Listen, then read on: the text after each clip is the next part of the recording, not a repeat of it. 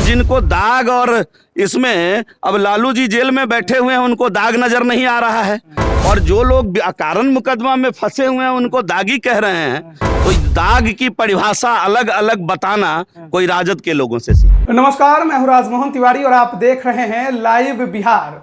कुछ समय पहले एडीआर ने एक रिपोर्ट जारी किया था और उसमें यह बताया था कि बिहार कैबिनेट में जो मंत्रियों की संख्या है उसमें से 64% मंत्री आपराधिक मुकदमे में फंसे हुए हैं, यानी उन पर आपराधिक मुकदमे दर्ज हैं। इसको लेकर विपक्ष ने सवाल खड़े किए थे कि बिहार में अपराध बेलगाम है।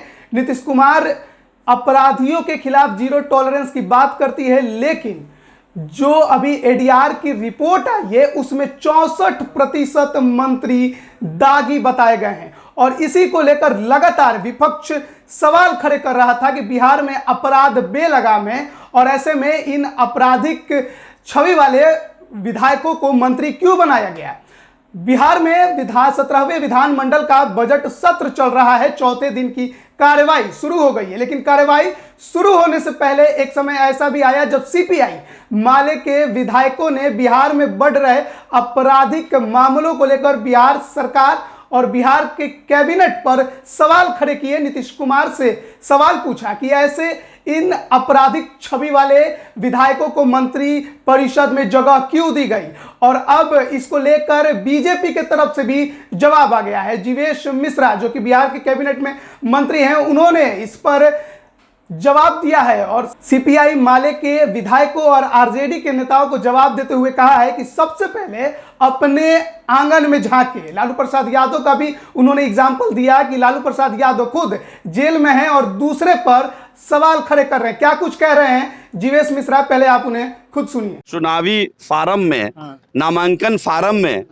उसको जरा निकाल ले, अगर उन पर किसी प्रकार का कोई दाग है तो हम समझते हैं कि उसका पहले प्रदर्शन कर लें, उन सारे विधायकों की छुट्टी कर दें और फिर एकदम ताकत के साथ आकर बिहार विधानसभा में इस विषय को उठावें कि दागियों किसको दागी कहते हैं। लोकतंत्र में, सामाजिक क्षेत्र में काम करने वाले लोग कई बार कई कारणों से कहीं जाते हैं, उनके ऊपर कोई मुकदमा हो जाता है और मुकदमा जब प्रमाणित होता है तब दागी कहना उचित होगा।